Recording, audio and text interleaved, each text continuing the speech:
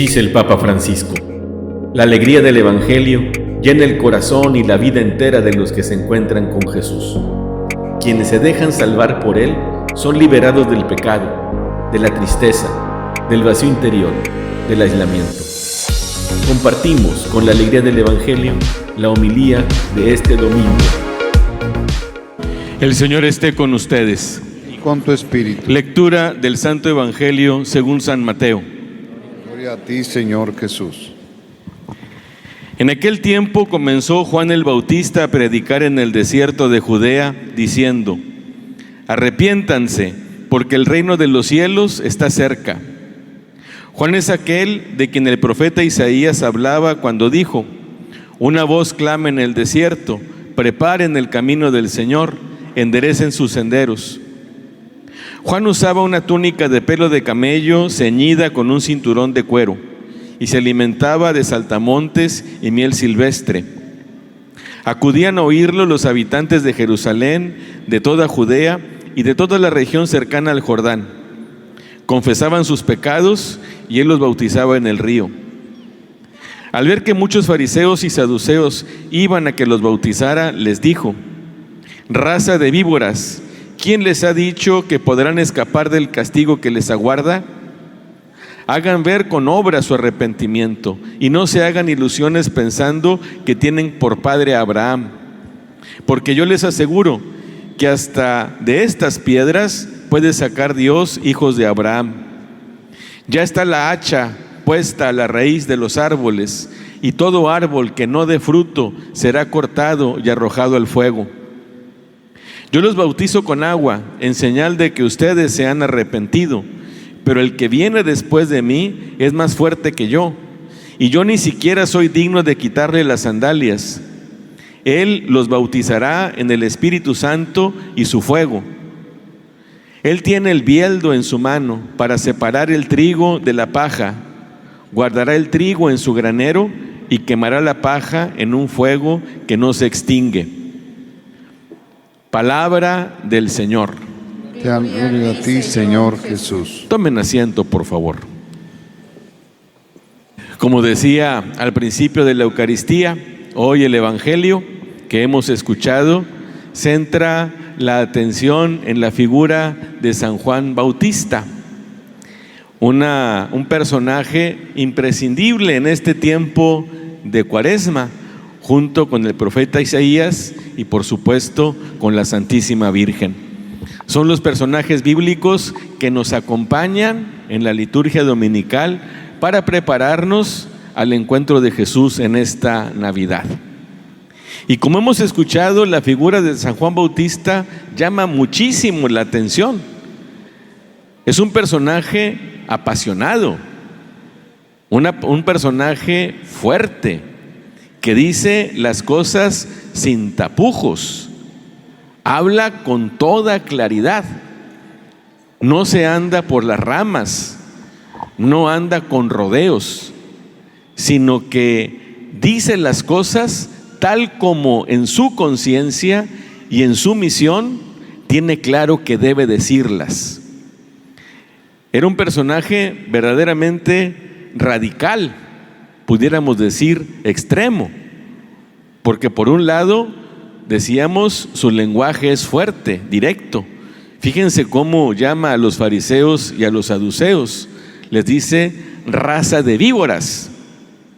A pesar de que iban a bautizarse, él reconocía que su conversión no era sincera, porque era solamente de intención.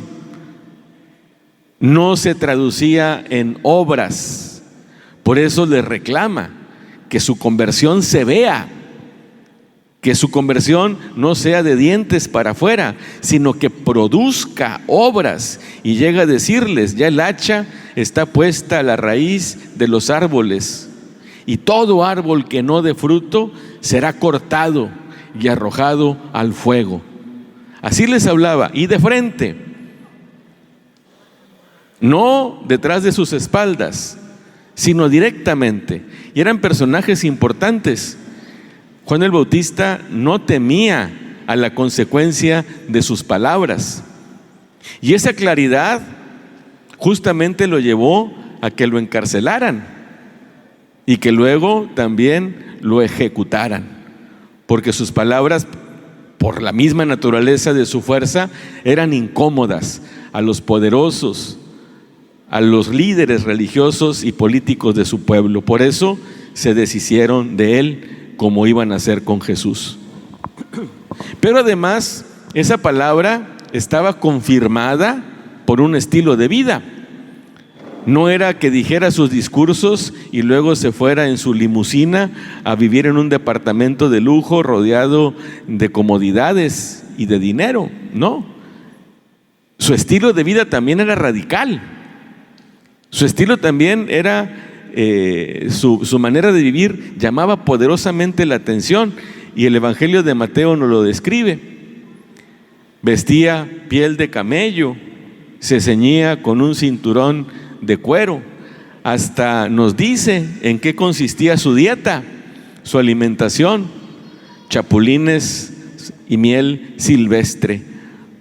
Una comida también extraña y rara, pero eso hacía que sus palabras tuvieran credibilidad. Unas palabras que estaban fundamentadas en un estilo de vida.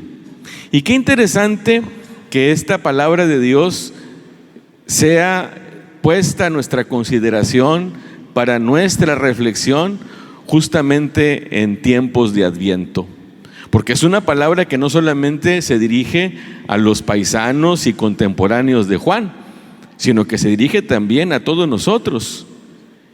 Y claro, hasta el ambiente, la atmósfera, no solamente en la iglesia, sino también en la sociedad, nos están invitando a esta preparación para la Navidad. Ya estamos pensando en nuestras vacaciones, ya estamos pensando en qué vamos a invertir nuestro aguinaldo, ya estamos esperando que nos saquemos la tele de 65 pulgadas en la fábrica, ya estamos pensando si vamos a hacer los tamales o los vamos a encargar. Los regalitos que tenemos que hacer, ya estamos viendo cómo le vamos a hacer.